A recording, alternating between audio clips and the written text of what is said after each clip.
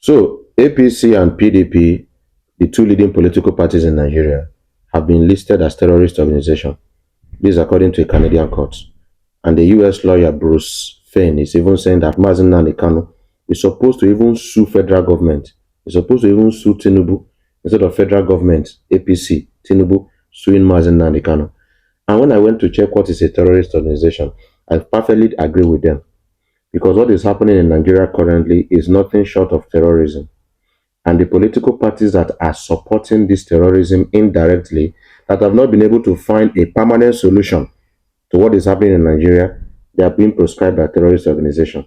So if you are politically supporting APC, PDP, publicly, social media, the world is watching. That means you might forget about going to Canada today or in the nearest future, because you are being seen as also as a terrorist. Because if you are supporting terrorism, it means you are a terrorist.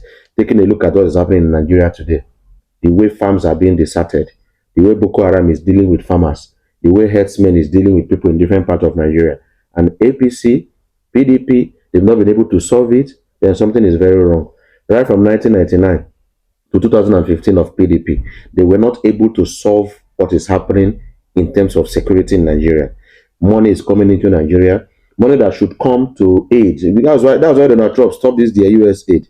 Money that should come to Nigeria to support terrorism, to support insecurity, to support famine, to support hunger, for poverty alleviation. Politicians, they divert them. Is that not terrorism? That is terrorism on its own. Money that should be used to fight terrorists is being diverted. Money that is being allocated for arms, Nigerian army, Nigerian military, from one story to the other. A politician will be accused of stealing money.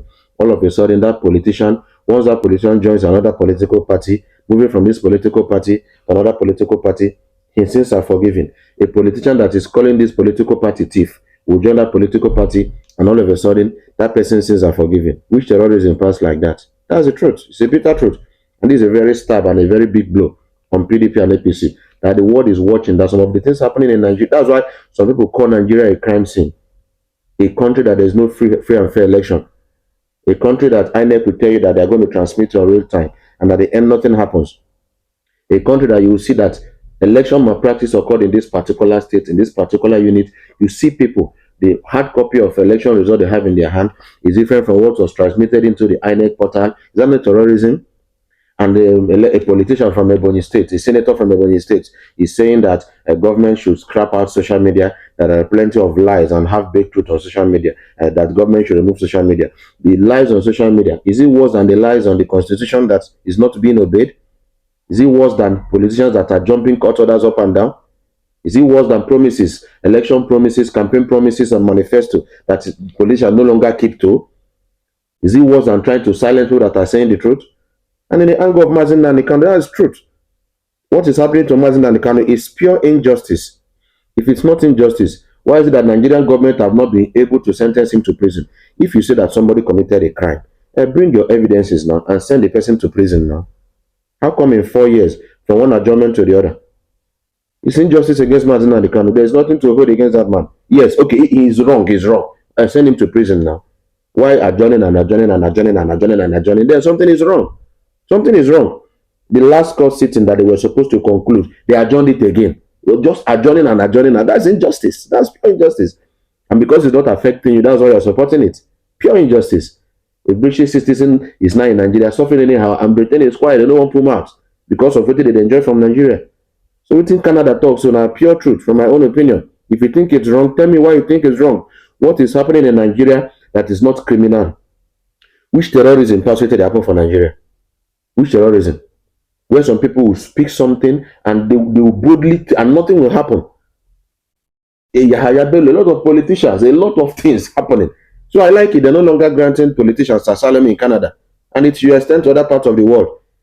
Because these guys are messing up this country and they are keeping quiet. They will mess up this country, shoot their children out, go out, and they will hide there. So if you're supporting APC and PDP, know that you're supporting a terrorist organization. Meaning say you go stay here. If you want to run tomorrow, you no go run, go Canada. Because Canada, they will deny you visa, they will deny you everything. Tell me what is happening in Nigeria that is not a terrorist organization. That is the truth. So APC and PDP, they support them. In 8 years, we all expected that the Vice President Kasim Shetibobo, would have been able to curb insecurity. Because during the campaign, he said Tinubu will focus on finance, he will focus on insecurity. After 3 years, 4 years, 2 years now, insecurity is getting worse. The finance is getting worse from one stealing to the other. So what Canadian court said, in my opinion, is the perfect truth. And if you want to argue constructively, please do. Because we are tired of what all these guys are doing. It's really messed up. Nothing is working in Nigeria. The roads are not motorable. The federal roads are not motorable. And somebody is constructing federal highway. They are now allocating billions to renovate Murtala Mohammed Airport International Wing. Just tell me what is working in Nigeria.